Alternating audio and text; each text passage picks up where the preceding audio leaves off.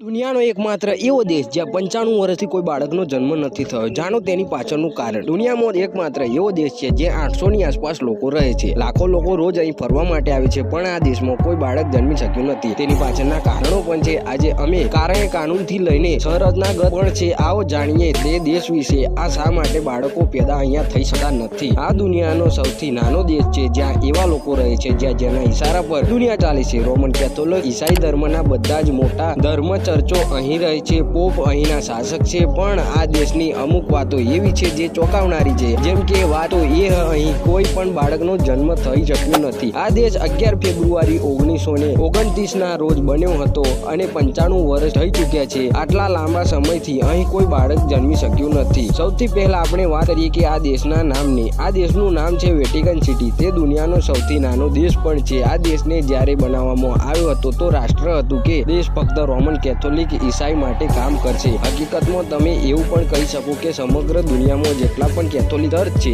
અને કેથોલિક ઈસાઈ છે, આ તમામના તાર અહીંથી બંધાયેલા છે. દુનિયાભરના કેથોલિક ચર્ચ અને તેમના પાદરીઓ માટે ધર્મચારો અહીંથી કંટ્રોલ થાય છે. સૌથી પહેલા તો એ જાણી લઈએ કે આ દેશ બન્યા બાદ ઘણીવાર એવી ચર્ચા થઈ કે અહીં હોસ્પિટલ કેમ નથી. તેની માંગ પણ કરી, પણ દર વખતે તે રદ કરી દેવામાં આવી હતી. અહીં જ્યારે કોઈ ગંભીર રીતે બીમાર થાય છે અથવા કોઈ મહિલા પ્રેગ્નેન્ટ થાય છે તો તેને રોમનની કઈ હોસ્પિટલમાં મોકલી દેવામાં આવે છે અથવા તેને સંબંધિત દેશ મોકલવાની વ્યવસ્થા કરી દેવામાં આવે છે. વેટિકન સિટીમાં હોસ્પિટલ ન ખોલવાનો નિર્ણય સંભવ તેના નાના આકાર અને આજુબાજુના વિસ્તારમાં ગુણવત્તાયુક્ત ચિકિત્સા સુવિધાઓ નજીક હોવાના કારણે લીધી છે. વેટિકન સિટીનો આકાર ફક્ત 118 એકરમાં તમામ દર્દીઓની દેખરેખ માટે રોમન ક્લિનિકનો અને હોસ્પિટલ જવું પડે છે. જેમ કે અહીં પ્રસવ કક્ષ પણ નથી, તેથી અહીં કોઈ બાળકનો જન્મ લઈ શકતું નથી. અહીં ક્યારેય નેચરલ બેબી ડિલિવરી પણ થઈ નથી અથવા એમ કહો કે કરવા દીધી નથી. જ્યારે પણ અહીં કોઈ મહિલા પ્રેગ્નેન્ટ થાય છે અને તેની ડિલિવરીનો સમય નજીક આવે છે અથવા નિયમો અનુસાર તેને અહીંથી ત્યાં સુધી બહાર રહેવું પડે છે જ્યાં સુધી બાળકને જન્મ ન આપી દે. તે આ એક એવો નિયમ છે જેનું પાલન ખૂબ જ કડકાઈપૂર્વક થાય છે. તો આપ સમજી શકો છો કે અહીં કેમ 95 વર્ષથી વેટિકન સિટીમાં એક પણ બાળકનો જન્મ થયો નથી અને ભવિષ્યમાં પણ કદાચ નહીં થાય. તેની પાછળ આ કાયદાકીય કારણ પણ છે. વેટિકન સિટીમાં કોઈને સ્થાયી નાગરિકતા મળતી નથી. જેટલા પણ લોકો અહીં રહે છે તે પોતાના કાર્યકુશળ સુધી અહીં રહે છે ત્યાં સુધી તેમને અહીં હંગામી નાગરિકતા મળે છે. તેના કારણે પણ અહીં જન્મ થતા નથી, જેથી ભવિષ્યમાં સ્થાયી નાગરિકતાને લઈને કોઈ દાવો કરી શકે તેમ નથી. વેટિકન સિટીમાં માંડ